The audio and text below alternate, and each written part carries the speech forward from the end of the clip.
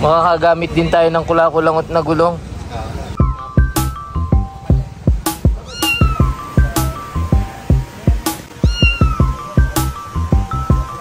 Tandaan mo talaga sir ha? Opo. Bago lahat ha? Bago, napahabol. Napahabol, bagong shoes. Ang mangyayari, if you turn into early, mangyayari, exit ang wide yung bike ninyo. No? So you want to turn in late. Outside, inside, outside. Okay? Sasalang na tayo. Excited na. Sana makuha natin yung proper, no. Hindi naman natin kailangan ng speed, proper lang.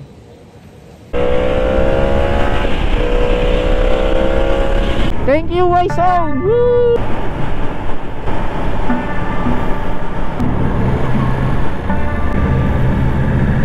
Good morning mga Lodi. Kagabi may charge pa yung baterya natin. Ba't ganun? Napapalit tayo tuloy dito sa tapat ng station 10 ng Kamuning. Good morning sa ating mga kapulisan. Salamat po sa pagbabantay at nasa magdamag na katahimikan na. Let's go.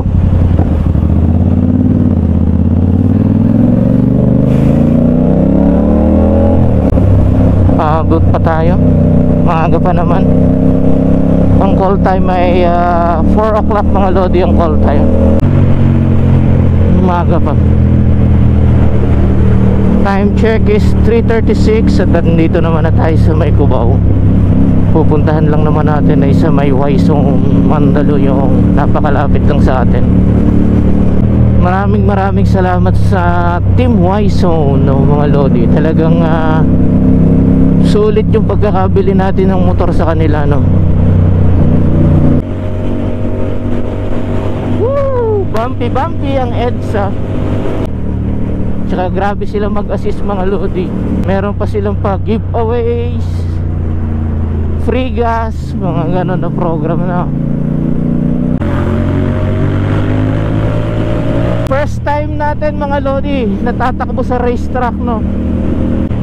Wala pa tayong experience ever. Ngayon pa lang, diba? Dahil kay Y-Zone yun. Dahil kay Y-Zone mga Lodi, makakatakbo tayo ng racetrack. Could you imagine? Dahil sa kanilang program, no? Makakapag-racetrack pa tayo.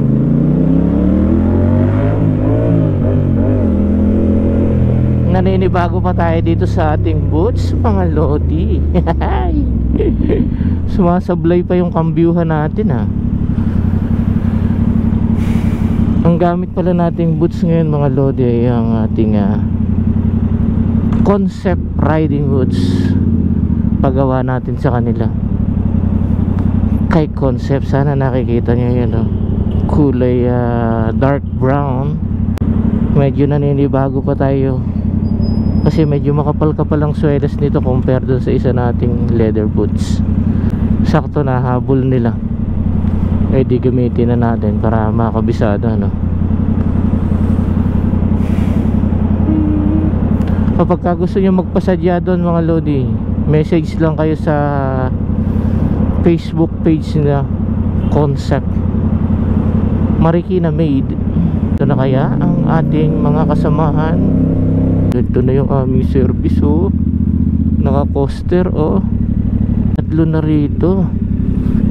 Hindi tayo first honor mga Lodi. Okay, dito ka muna, ha.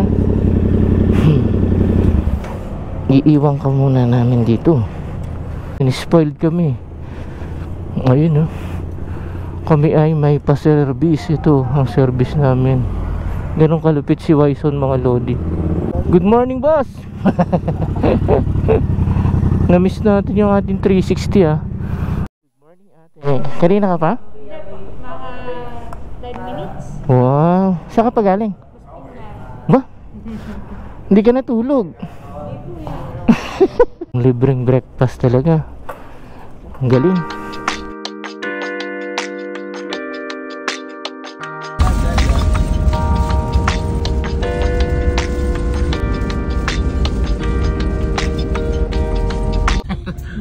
mo talaga mga yan Ako si Fabio. mga karerista talaga eh. Register muna tayo, register. Register na si Bossy. Uy, ganon yung first. Ano ma'am? Galing ah. Registration.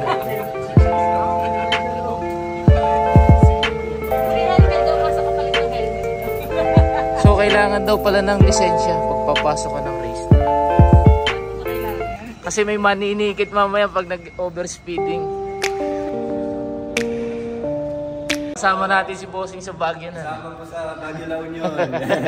Dito po ulit si Sir.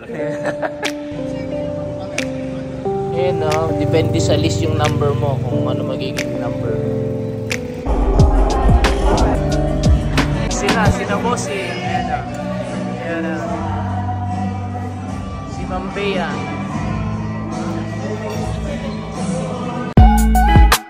Pasok ko, my role is to give you a briefing on the race plan. Okay? So, heads up guys. Kung nagmumotor kayo sa kalsada, no? Matagal na kayo nagmumotor sa kalsada, okay yun. Pero yung race track, wala kayong kurbada makikita sa kalsada na makikita nyo sa race track. Yung kalsada, ginawa siya para sa public transportation, bus, trucks, kotse ninyo. Yung race track, diba? Yung race track, ginawa siya para i-challenge yung riding skill. Okay? So, if you do not respect the race track, lalaruin niya rin kayo.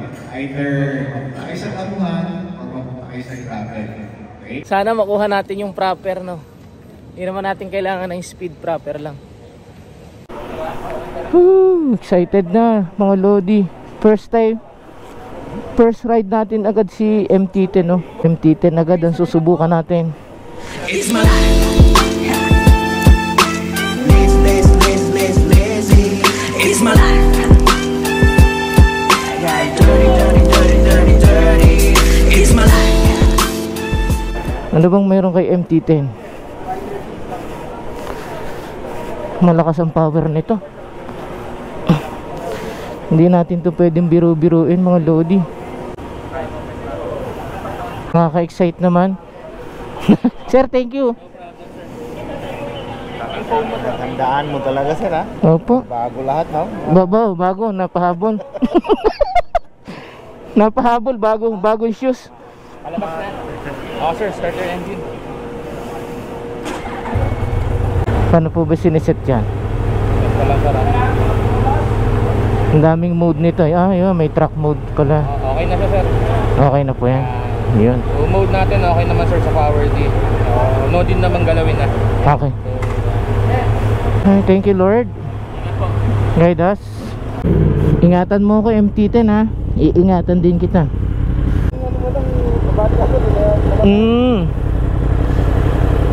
Let's go. Maraming salamat sa mga videographer natin, oh. Malulupit ng mga to, puro naka-crane.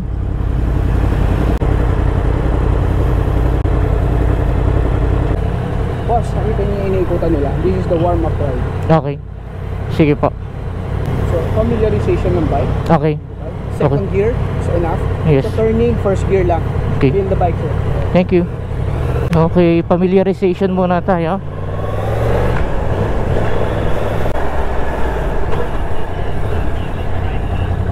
First time natin to mga Lodi. MT-10. Sir, sa loob, click ka ta, click ka ta. Yes sir. Ay, punta po doon, may kakaway sa inyo. Thank you.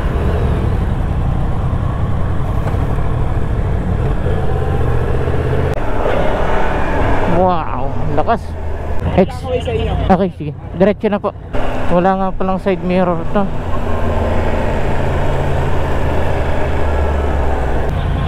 Maraming salamat Y-Zone sa pagpapa-experience mo, ano. Grabe. Nakakapanginig ng katawan tong experience natin mga Lodi. Tip to tayo dito sa MT-10. Body position, close to throttle, then go. Wow, yun yung aming instructor. Let's go. Nakakapanibago gamitin to. Close na ang lens ng ating helmet mga Lodi.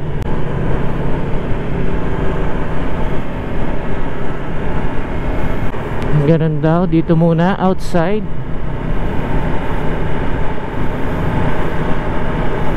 Doon daw ang tingin kung saan pupunta mga lodi. Ngayon naman ay naka second gear pa tayo.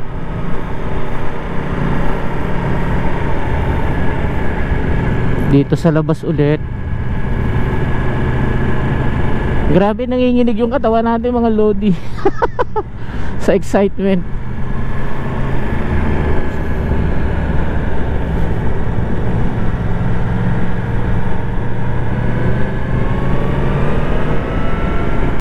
Tapos sa loob, palabas ulit. Third gear daw dito, third gear.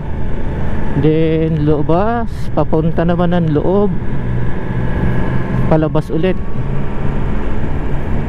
Okay, lobas, papunta sa loob, tingin kung saan pupunta.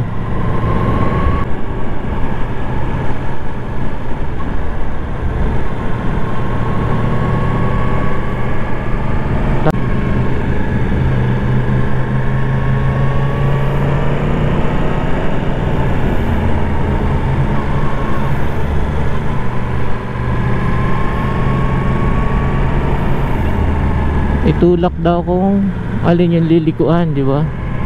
Itutulak mo daw, kaya pala naglilin yung shoulder mga lodi. Mali yung nasa isip natin.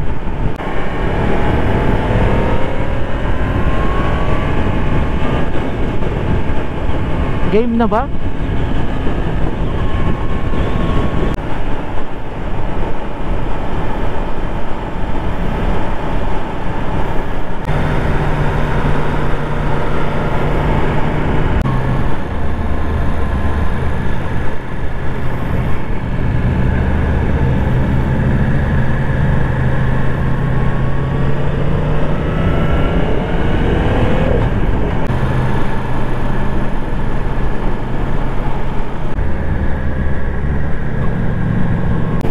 Alright.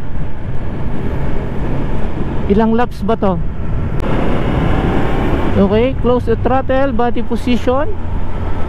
Then look kung saan pupunta. Then gas up.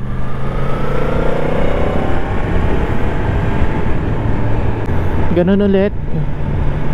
Body position. Tingin kung saan pupunta.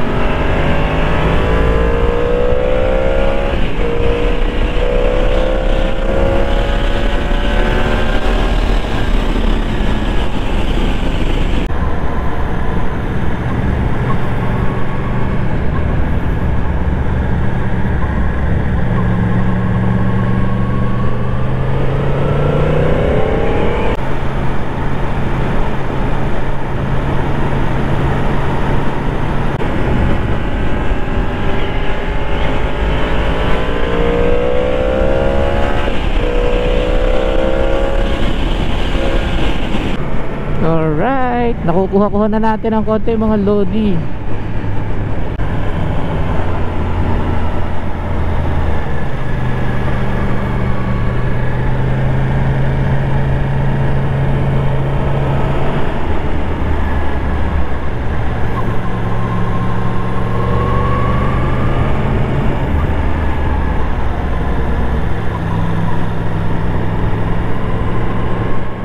Red and yellow, anong ibig sabihin ng red and yellow? Pasok na tayo sa pit stop. Salamat kuya. Salamat po. Randy Kuya po. Number 4 po. 4, ito. Bali po ang Kuya. inyong MT-09. MT-09. Sasakyan ko po MT-09. Ayun, palit naman daw tayo ng MT-09. Ay. Thank you sir. Nice experience. Boss, na-feel niyo yung engine, no? Opo. Lagay ng speed sa loob, Yeah. Lagay yung speed. Kasi yung una medyo mabagal eh. Oo. Ngayon, you can speed up. Okay. Pwede na mag-speed up din ng konti. Sa advice na lang kayo, no? Pwede nang atake ng konti. Familiar rin sila sa racetrack. Adjust ng konti sa speed. So, thank you po. Yan. Corner po, sir. Ano na lang? Po? Ginagamit niyo pag corner, sir. Gano'n. Ano pa? Pag corner, anong gamit yung gearing? Kanina third. 2. Third. Tala, ayan, okay. Oo. Bawat corner lang. Nakabisado niyo naman po yung ano. Okay naman. Dun lang medyo ano. Technical kasi dun eh. Medyo medyo bawi-bawi. Mascardo.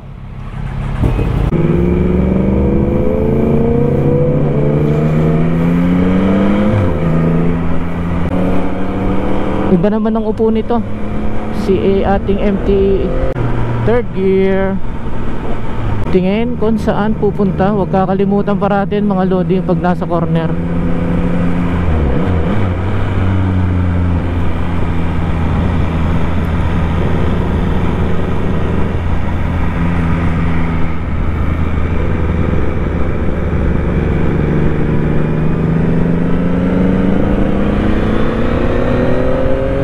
Naka-upright position pala tayo dito sa MT-09 mga loading.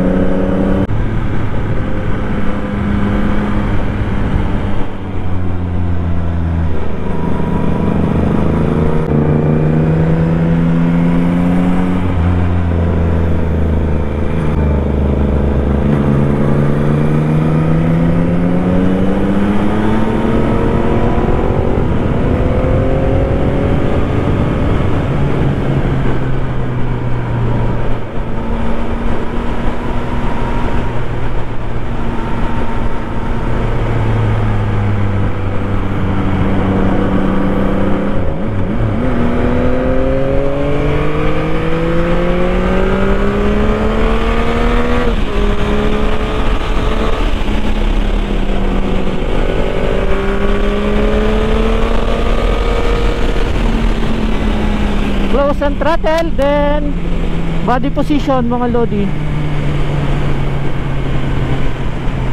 Then tingin doon kung saan pupunta.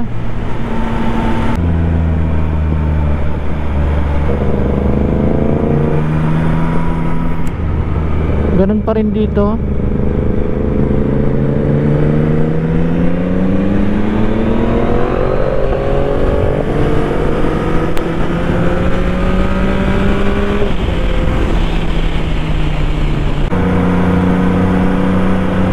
Tingin kung saan pupunta dahil doon ka dadalhin ang bisikleta mo.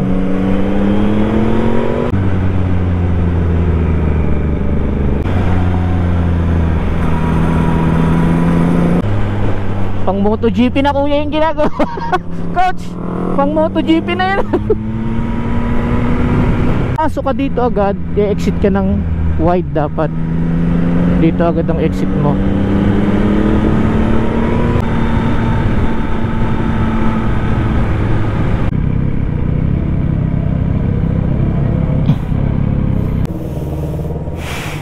Ayos?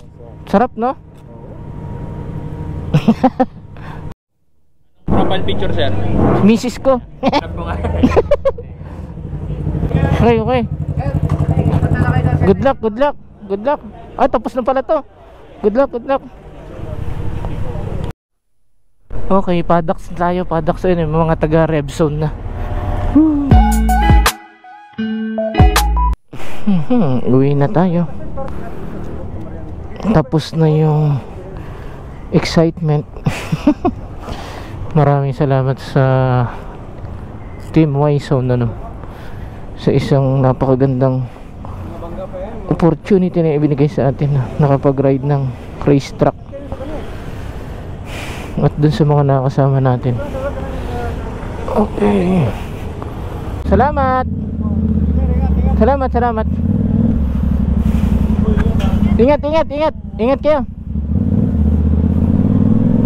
Uy, sarap mga lodi mag-ride.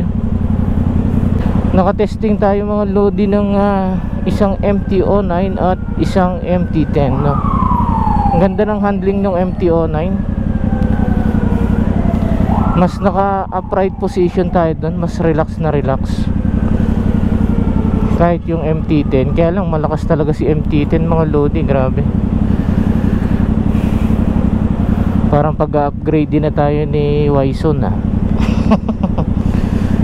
medyo mataas yung handlebar ng position dito.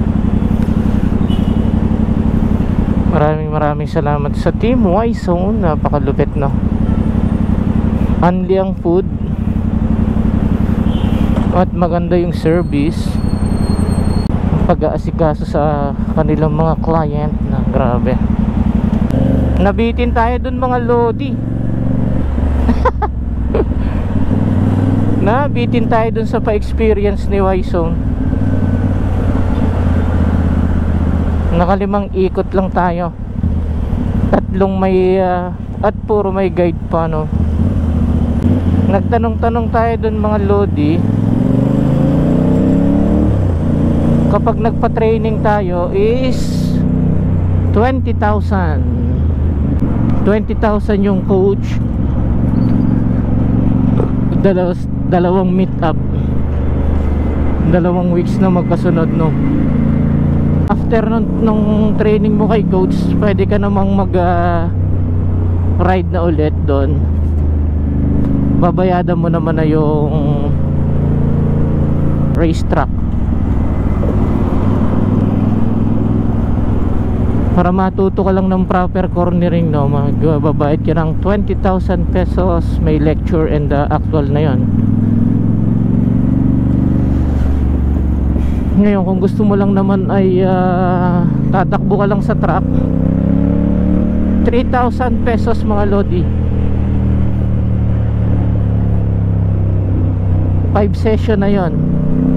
Ang isang session ay tumatagal ng 30 minutes.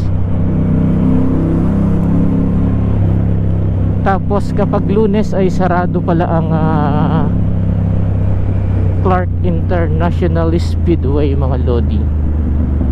Ngayon bago ka pumunta, mas maganda mag-book ka muna para alam mong makikater ka nila, kasi minsan mayroon silang mga pa-event. So pagka ganon nagiging eksklusibo yung track. Ang sarap lang sa racetrack, kasi kampante kang walang biglang mangkakat sa'yo.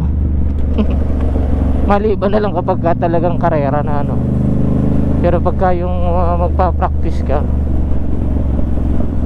talagang mapapractice mo dun yung proper cornering. Nasarap din sa pakaramdam, no. Ganun pala yun pagka nakukuha mo yung proper cornering. Ang nasa isip natin dati pag sinabing counter steer ay nakaganon tayo. Ilalayo mo yung katawan mo doon sa motor, ba? Mali pala yung thinking natin na ganon mga lodi. Dati ang nasa isip natin pag sinabing counter steer, pag yung motor ay inilin mo dito, yung katawan mo is dito sa kanan. Mali pala yun. Hindi pala ganun yung ang counter steer pala ay itutulak mo kung saan papunta yung, halimbawa papunta rito yung motor mo sa kanan, ang tulak ng manubela tong kanan, tutulak mo. Kung pakaliwa, gano'n naman, tutulak mo yung manubela nung kaliwa. Ayun pala yung tinatawag na counter steer. So kahit paano meron tayong natutunan na ng mga lodi, di ba? Sana ay ma-apply nyo rin yon. In out ang atake mga lodi. Medyo nakakapagod lang magstay dun sa racetrack mga lodi, kasi iba yung init, no? Paano mga lodi, dito na natin tatapusin ang ating vlog. Basta lagi nating tatandaan, ride safe and life safe. Bye bye.